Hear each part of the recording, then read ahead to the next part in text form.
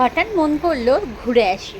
চলো, অনেকদিন ঘরবন্দি, আর যেই না ভাবা তেমনি কিন্তু কাজ। গুড মর্নিং বন্ধুরা, মহুয়া সাতকাহন চ্যানেলে তোমাদের সকলকে স্বাগত। তোমরা সকলে কেমন আছো? আমরা কিন্তু ভালো আছি। তো এখন থেকে আমি আমার ব্লগটা স্টার্ট করছি। দেখতেই পাচ্ছ সকলে একদম উপস্থিত বাড়ির সামনে গাড়ি নিয়ে, আর গাড়ি করে আমরা পৌঁছে গেলাম একদম হাওড়ায় পৌঁছে এই প্রথম আমাদের জার্নি শুরু হলো দীঘায় যাবো। মনটা অনেক দিন ধরে করছিল কিসে যাব, বাসে যাব না, কিসে যাব না, ট্রেনে যাব। তো ট্রেন যথারীতি ছেড়ে দিল, বাচ্চারা উপরে বাঙ্কে বসে তারা একদম ফাঁকায় আনন্দ করতে করতে ছুটলো, আর আমরা ছুটলাম দীঘার দিকে। আর সত্যিকারের কথা আজকে কিন্তু আমাদের খুব মজা, কারণ 3 দিনের ছুটিতে আমরা কিন্তু চলে যাচ্ছি দীঘার দিকে। আর ট্রেনের এক্সপিরিয়েন্স এবার কিন্তু প্রথম। ঝা চকচকে স্টেশন দীঘার, আর দীঘা স্টেশন থেকে বেরিয়েই আমরা কিন্তু গাড়ি ধরে চলে গেলাম আমাদের সমুদ্রকন্যা হোটেলে। তো সমুদ্রকন্যা হোটেলের অ্যাকোমোডেশন কিন্তু খুবই ভালো, আর তাড়াতাড়ি করে ড্রেস চেঞ্জ করে আমরা চলে যাচ্ছি কিন্তু স্নান করে এসে খাওয়া দাওয়া করে সন্ধ্যাবেলায় রেডি হয়ে আমরা কিন্তু সি বিচের ধারে গিয়ে অনেকটা সময় কাটালাম। আর এই স্মৃতি কিন্তু মনের মণিকোঠায় কিন্তু ধরে রেখে দেব।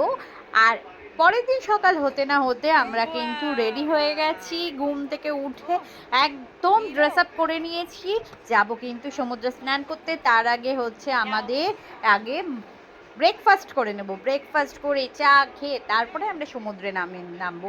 আর সমুদ্রে বেশ অনেকক্ষণ সময় কাটিয়ে আমরা কিন্তু চলে এসেছি লাঞ্চ করতে। এখানে আমার মেয়ের জন্য এসছে বিরিয়ানি, এইদিকে পুচাই আর ডেলিশ কাছে ফ্রাইড রাইস চিলি চিকেন, এখানে খাওয়াচ্ছে ফ্রাইড রাইস চিলি চিকেন, আর আমাদের এখনো মাছ আসেনি, মাছ আসবে। দেখো ডাল ভাজা স্যালাড শুক্তো চিলি চিকেন, এই যে বাবাই খাচ্ছে ভেটকি ইলিশ।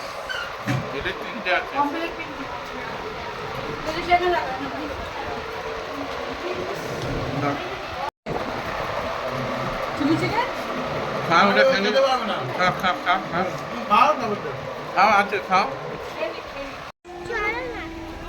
এইদিকে খেয়ে দিয়ে বিজ্ঞান কেন্দ্রে চলে এসেছি সবাই মিলে। তারপরে চলে গেলাম সমুদ্র ঢেউসাগরে বসে অসাধারণ এক্সপেরিয়েন্স, মনে হয় যেন সারাক্ষণ বসেই থাকি।